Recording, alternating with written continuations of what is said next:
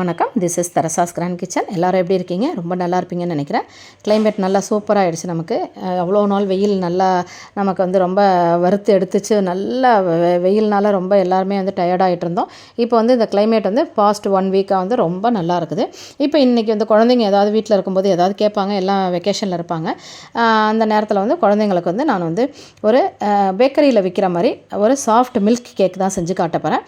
இப்போ அதுக்கு நான் 2 முட்டை எடுத்திருக்கேன். 2 முட்டை ரூம் டெம்பரேச்சரில் எடுத்துங்க. நீங்கள் ஃப்ரிட்ஜில் இருந்துச்சுன்னா எடுத்து ஒரு 1 hour பிஃபோர் எடுத்து வெளியே வச்சுருங்க. எடுத்து வச்சுட்டிங்கன்னா உங்களுக்கு அந்த சில்னஸ் போயிடும். சில்னஸ் போயிடுச்சுனா தான் நமக்கு நல்லா பீட் பண்ணுறதுக்கு ஃபோமியாக இருக்கும்.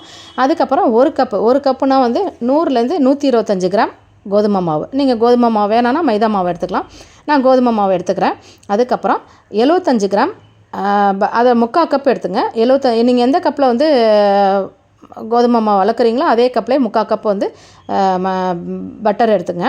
பட்டர் எடுத்துக்கிட்டு அதுக்கப்புறம் 1 கப் அதே நம்ம கோதுமை மாவு அளந்து அதே கப்லேயே 1 கப் சுகர் பவுட்ரு பண்ணி மிக்சியில் பவுட்ரு பண்ணி வச்சுக்குவோம். இப்போ எக்கை நல்லா பீட் பண்ணிக்குவோம். நல்லா அது அந்த எல்லோ இருக்கிறது அந்த யோக் நல்லா பேல் எல்லோவாக மாறணும். அந்த அளவுக்கு பீட் பண்ணிக்கங்க. நல்லா ஃபோமி ஆகிற வரைக்கும்.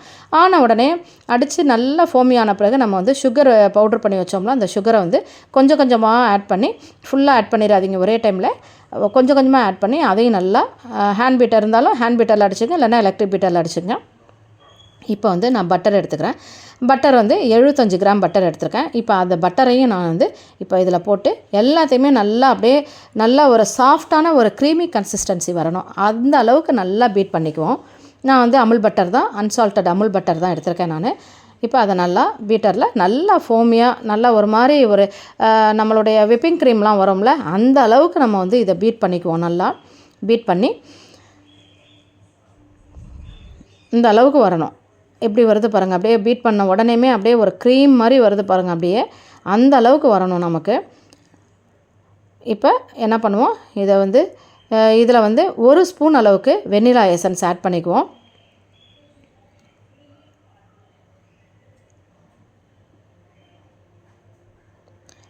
வெண்ணிலா எசன்ஸ் ஆட் பண்ணி வெண்ணிலா எசன்ஸ் எதுக்கு ஆட் பண்ணுறோம் அப்படின்னா, நார்மலாக எல்லா கேக்குக்குமே ஆட் பண்ணுவோம். ஒவ்வொரு ஃப்ளேவரில் ஆட் பண்ணுவோம். ஸ்ட்ராபெரி இல்லை நமக்கு ஆரஞ்சு இந்த மாதிரி ஒவ்வொரு ஃப்ளேவரில் ஆட் பண்ணுவோம். நான் இது வெண்ணிலா கேக்குன்றதுனால வெண்ணிலா எசன்ஸ் ஆட் பண்ணுறோம்.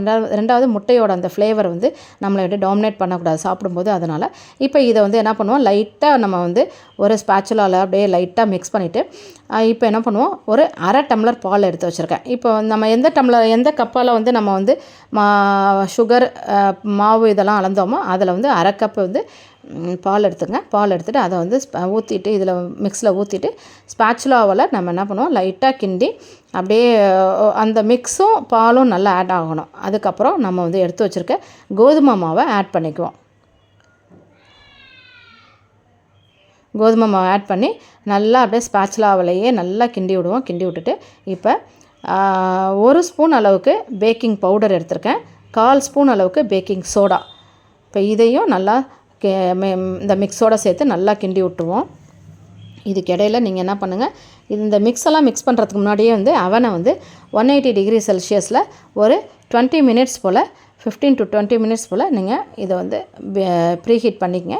அதுக்கப்புறம் நம்ம எந்த டின்னில் கேக்கு நம்ம ஊற்ற போகிறோமோ மாவு, அந்த டின்னை நீங்கள் பார்ச்மெண்ட் பேப்பர் போட்டு நீங்கள் அதை கீழே லைனிங் பண்ணிவிட்டு அதுக்கப்புறம் நம்ம மிக்ஸ் பண்ணி வச்சுருக்க மாவை என்ன பண்ணுவோம், அந்த கேக் டின்னில் ஊற்றி நம்ம 30 மினிட்ஸ் வைப்போம். நம்ம அதே 180 டிகிரி செல்சியஸில் 30 மினிட்ஸ் வைப்போம். நல்லா ஃப்ளஃபியாக வந்துடும். நல்லா இது ரொம்ப ஈஸியானது. வீட்டில் உள்ள பொருளை வச்சே தான் நம்ம செய்கிறோம். இப்போ நல்லா ஃப்ளஃபியாகி மேலே நல்லா அப்படியே உப்பி வந்துருச்சு பாருங்கள், வெடிப்பு வந்துருச்சு பாருங்கள். இந்த வெடிப்பு வந்தாவே நம்ம வெந்துருச்சுன்னு அர்த்தம். அதுக்கு இடையில் நம்ம என்ன பண்ணுவோம், ஒரு ஃபோர்க்கோ இல்லை ஒரு டூத்பிக் வச்சு நம்ம இதை குத்தி பார்த்தோம்னா நமக்கு தெரியும் சாஃப்டாக இருக்கிறது. எவ்வளோ நான் கட் பண்ணி காட்டியிருக்கேன் பாருங்கள், எவ்வளோ சாஃப்டாக இருக்குன்னு. கண்டிப்பாக இந்த வீடியோ உங்களுக்கு பிடிச்சிருக்குன்னு எனக்கு ஸ்கிப் பண்ணாமல் பாருங்கள். இந்த வீடியோ உங்களுக்கு பிடிச்சிருந்துச்சுன்னா லைக் பண்ணுங்கள், ஷேர் பண்ணுங்கள், சப்ஸ்கிரைப் பண்ணுங்கள். நாளைக்கு இன்னொரு வீடியோவில் உங்களை நான் மீட் பண்ணுறேன். until then, this is Teresa's Grand Kitchen. Teresa. Subscribe பண்ணிவிட்டு பாருங்கள். பாய்.